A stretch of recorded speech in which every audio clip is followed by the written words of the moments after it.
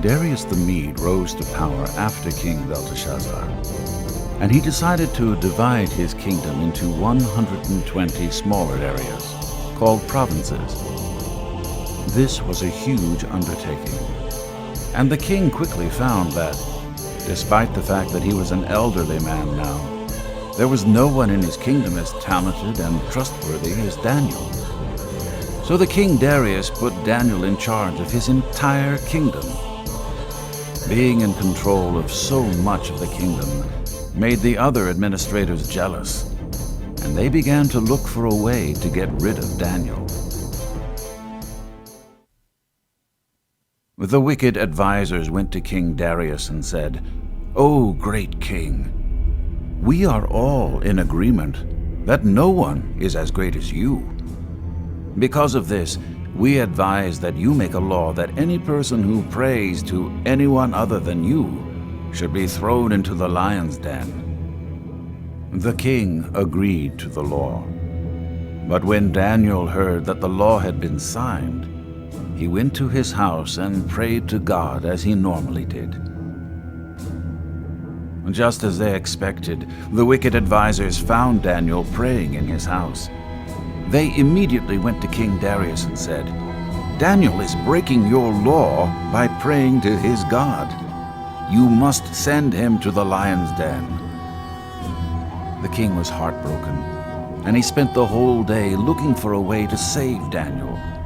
But the law couldn't be broken. The king gave orders to have Daniel captured and thrown to the lions. The king told Daniel, "May your God save you."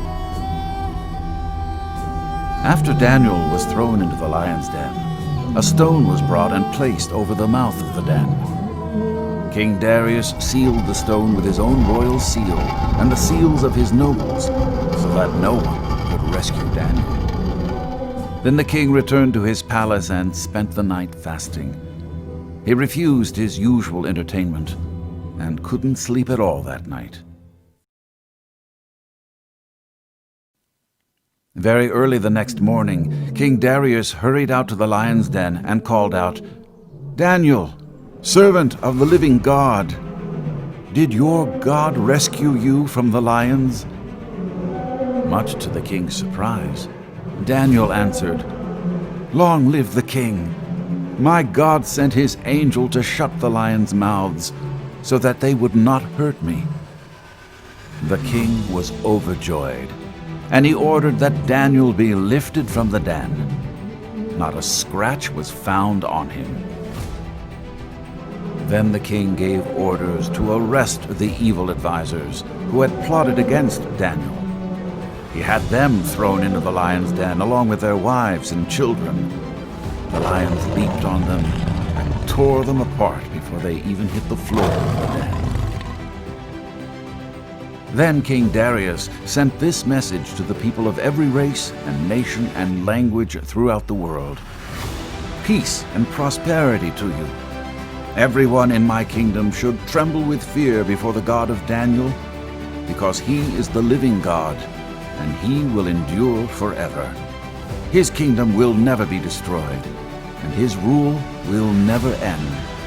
He rescues and saves his people. He performs miraculous signs and wonders in the heavens and on earth. He has rescued Daniel from the power of the lions."